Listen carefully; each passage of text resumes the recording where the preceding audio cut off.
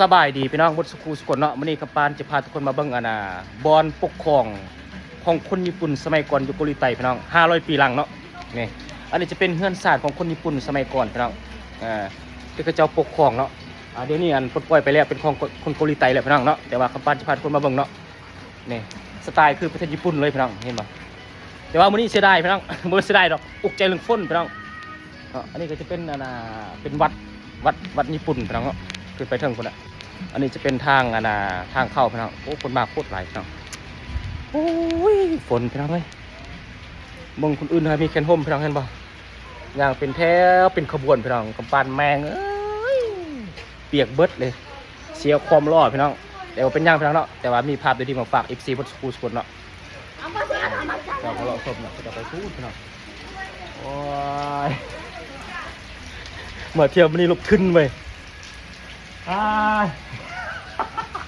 อันไอ้ยะดีเหมือนมันนะปราน้อยจะไปพาไปขี่เรืออยู่ทะเลวะสันกูยอมแล้วนี่ฮะไอ้ยะฝนตกมากับหัวหน้าไปพูดเลยไปอันนี้เป็นทางออกพี่น้องเนาะคนบ้านเที่ยวโคตรหลายพี่น้องโอ้ยฝนเนาะมันก็บ่เห็นใจกูจักหน่อยเนาะอันนี้เป็นเขตปกครองของคนญี่ปุ่นสมัยก่อนเด้อพี่น้องเด้อก็ถือว่างามหลายพี่น้องเนาะงามหลายพี่น้องโชว์นี่เจียกเบิดค่อยอยู่ทางนั้นก็จะเป็นทะเลพี่น้องเนาะอันนี้จะเป็นทางหลวงพี่น้องก็จะมีอาหารทะเลหลากหลายอันนี้เป็นฝ่ายเขาเนาะโอ้เปียกเบิดเลยค่อยนะ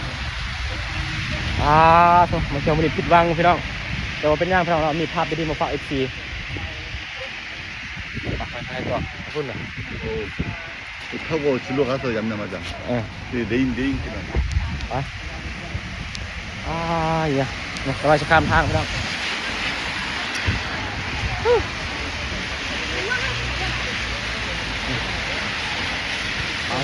เลย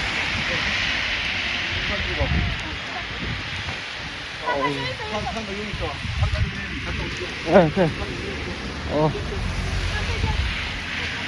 มีคนจอดรถพี่น้องอันนี้เป็นอาหารทะเลพี่น้องอาหารทะเลให้บอกกุ้งโคตรใหญ่พี่น้อง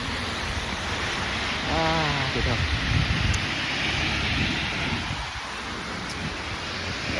บรรยากาศเนาะอันนั้นก็จังหวะแล้วจะไปเก็บภาพอยู่บอนเสาประมงอยู่เนาะอาหารทะเลนี่ก็เอาสามีฝากก่อนพี่น้องเนาะอันนั้นเป็นทางทางขึ้นไปวัดไปตูทางขึ้นไปวัดพี่น้องวัดเขตญี่ปุ่นปกครองสมัยก่อนพี่น้อง500 ปีหลังพี่น้องจวดพี่น้องถ้าวันทำการมาทางหน้าชิมิยังแดนเนาะสู้เต็มที่วันนี้ฝนตกกระจายพี่น้อง